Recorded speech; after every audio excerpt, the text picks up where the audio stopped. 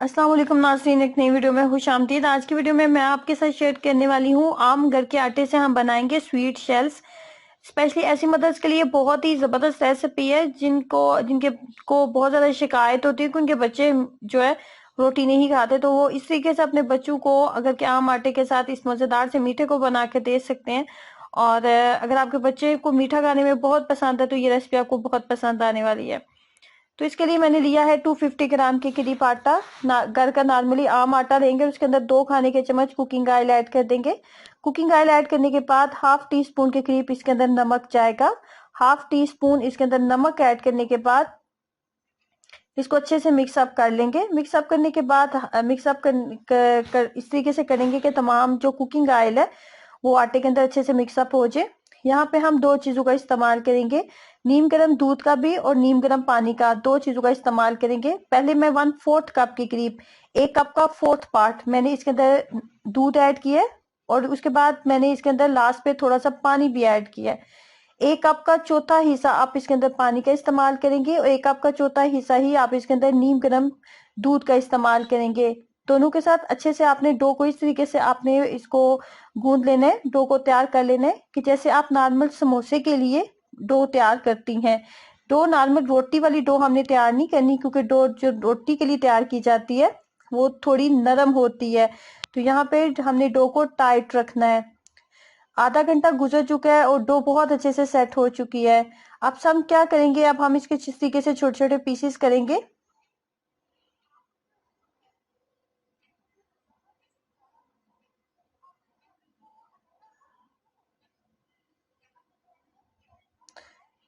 जितने ज्यादा आप छोटे बनाएंगे और थोड़ा आटा लेके आप इसको गोलाई की शेप देंगे, इतने अच्छे आपके जो शेल्स हैं वो तैयार होंगे।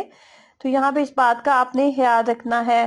उसके बाद आपने लेनी है एक फोक और फोक के ऊपर आपने इस तरीके से इसको अच्छे से सेट कर ले।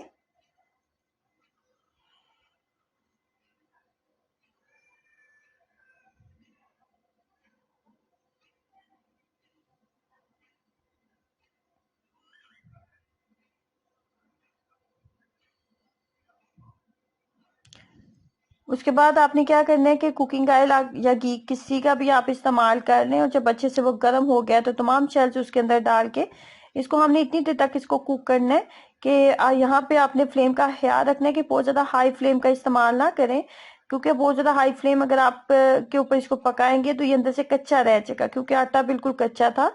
इसे मीडियम फ्लेम के ऊपर आप इसको रखेंगे, लो फ्लेम के ऊपर भी नहीं इसको हम रखेंगे। जैसे इसका कलर थोड़ा चेंज होने लगेगा, लाइट सा ब्राउन हो जाएगा, तो हम इसको निकाल लेंगे। उसके बाद हमने इसको शीरा इसके लिए तैयार करना होता है थिक सा गुड़ के साथ। तो गुड़ आप देख लें कि बहुत कम मिकदार में मैंने गुड़ लिया और उसके बाद जी इसके अंदर पानी 2 खाने के चम्मच ऐड करने के बाद इसको हमने अच्छे से मेल्ट कर लेना है। फ्लेम को मीडियम फ्लेम रखेंगे और ताकि साइड से लगे ना, और चम्मच को मुसलसल चलाते जाएंगे। जैसे इसको हीट लगेगी ये बहुत जल्दी मेल्ट होना शुरू हो जाएगा। उसके बाद आपने अच्छे से इसको सेट कर लिया। सेट करने के बाद आपने यहाँ पे एक बात का ख्याल रखना है कि ये बहुत ज्यादा थिक होना चाहिए, जैसे कि वीडियो में आपको नजर आ रहा है। जितना अच्छा थिक होगा इसकी कोटिंग इतनी ज्यादा मजे की होगी, खाने में भी आपको अच्छा लगेगा और देखने में भी आपको अच्छा लगेगा। तो इस बात का आपने हाथ याद रखना है। इसको अच्छे से हम इस तरीके से सेट कर लेते हैं। जैसे जैसे इसको हवा लगती जाएगी ये ठंडा होता जाएगा, ये और ज्यादा क्रिस्पी और टेस्टी बनता जाएगा।